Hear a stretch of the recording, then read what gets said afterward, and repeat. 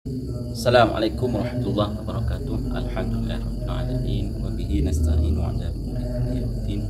Wassalatu wassalamu ala asyrafil anbiya wal mursalin Sayyidina Muhammadin wa ala alihi wa sahbihi ajma'in. Amma ba'd. Alhamdulillah kita bisa berjumpa lagi di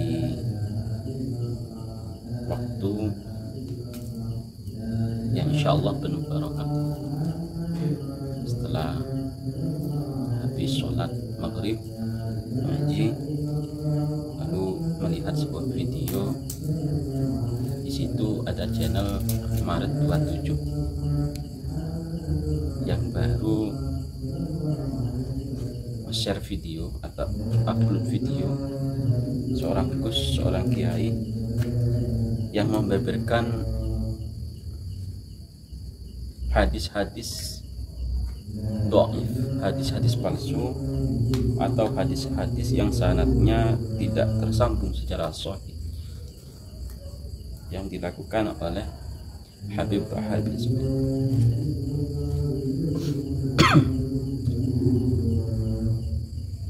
Jadi banyak hadis-hadis dhaif, hadis-hadis sahih yang digunakan oleh Bahar bin Smith disampaikan kepada umat yang tujuannya untuk dirinya sendiri. Karena hadis-hadis yang dibaca oleh Bahar bin Smith ini kebanyakan hadis yang berkaitan dengan dzurriyyah, hadis yang berkaitan dengan nasab, hadis yang berkaitan dengan habib. Sehingga hadis-hadis itulah yang disampaikan kepada umat, tidak menilai hadis itu hadis palsu, hadis dhaif atau yang hadis yang seperti apapun itu disampaikan oleh Bahar. Beliau mengatakan bahwa tes balik orang yang menantang saya itu DNA-nya, karena jangan-jangan dia anak zina atau orang munafik atau anak dari orang yang berhubungan seksual dalam kondisi menstruasi gitu. Ya karena menurut beliau ada sebuah hadis yang menyebutkan bahwa siapapun yang meragukan silsilah kenabian atau kemuliaan dari silsilah kenabian, maka orang itu pasti orang munafik atau orang anak zina atau orang yang lahir dari hubungan seksual di kala menstruasi. Nah, bagaimana ceritanya ada hadis yang semacam itu? Kenapa beliau menyebut itu adalah sebuah hadis?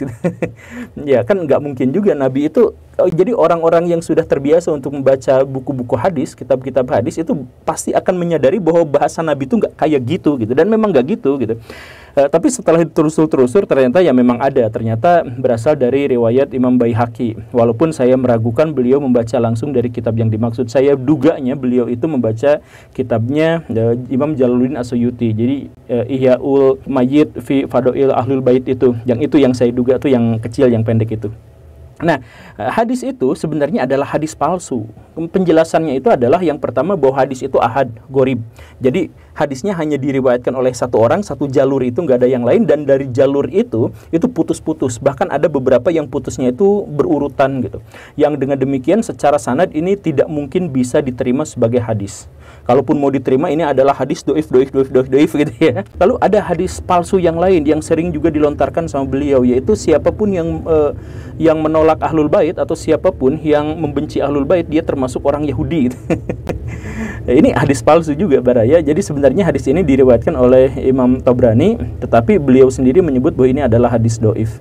Dan setelah ditelusur oleh ulama-ulama yang lain diketahui bahwa ini bukan hanya hadis palsu, tapi ini adalah hadis mungkar, hadis palsu gitu. Bukan hanya hadis doif tapi hadis palsu, maaf. Ini ada seorang kiai dan kemungkinan besar memang suka membuka kitab-kitab hadis dan menemukan bahwa hadis-hadis yang disampaikan oleh Habib Bahar bin Smith kebanyakan adalah hadis-hadis palsu, kebanyakan hadis-hadis yang dhaif, yang sangat dhaif, yang sanadnya tidak tersambung dan dapat diragukan dan tidak perlu untuk diikuti.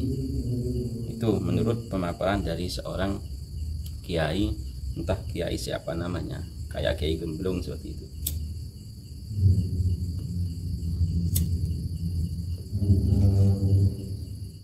Jadi yang diambil oleh Habib Bahar ini hadis-hadis palsu digunakan untuk dirinya sendiri, untuk golongannya sendiri. Itu tidak bisa diterima. Dan seharusnya ulama-ulama yang ahli hadis atau ulama-ulama yang sudah masyhur, terutama yang ada di Nusantara, seharusnya sudah paham tentang hadis-hadis itu. Entah mungkin karena tidak pernah mendengarkan ceramah Habib Bahar, karena kan ceramahnya Habib Bahar kan seperti itu, siapa yang mau mendengarkan. Khususnya ulama-ulama NU ya tidak mungkin. Ulama-ulama NU itu ya cara ceramahnya menyejukkan, tidak mengeluarkan kata-kata yang kotor, sehingga ya tidak mungkin juga mendengarkan ceramah-ceramah dari Habib Bahar bin Smith. Masalah tentang nasab ini terus berlarut-larut dan harus ada jalan tengah. Sebenarnya apa sih maunya Habib Bahar? Kan kita cuma mau kepastian bahwasanya Habib Bahar ini harus dites DNA. Kalau memang benar-benar zuriyah Nabi, tes DNA. Malah permintaan Habib Bahar yang tidak masuk akal, harus membongkar kuburan Rasulullah lah, mengambil darah Rasulullah lah, harus tes DNA dulu. Setelah tes DNA dulu ya Habib Bahar juga tidak mau tes DNA, mengarang cerita lah, ditembak lah. Entah seperti apa maunya para Habib-Habib yang mengatakan yang dari klan Ba'alawi ini maunya seperti apa. Apakah memang tujuannya untuk menghancurkan persatuan dan kesatuan NKRI, menghancurkan kesatuan dan persatuan bangsa? Ya, wallahu a'lam. Namun kita sebagai pribumi tentunya tidak tinggal diam. Apalagi sudah ada ajakan dari Gus Fuad Pleret untuk pribumi tetap harus bangkit. Pribumi harus bangkit. Kalau dibiarkan negara ini tambah kacau balau, dibiarkan umat ini tambah hilang akal, tidak menghormati negaranya sendiri. Itu sudah banyak loh umat-umat yang mengikut Habib-Habib ini, yang ya pastinya tidak menghargai, tidak menghormati negaranya sendiri. Banyak sekali itu.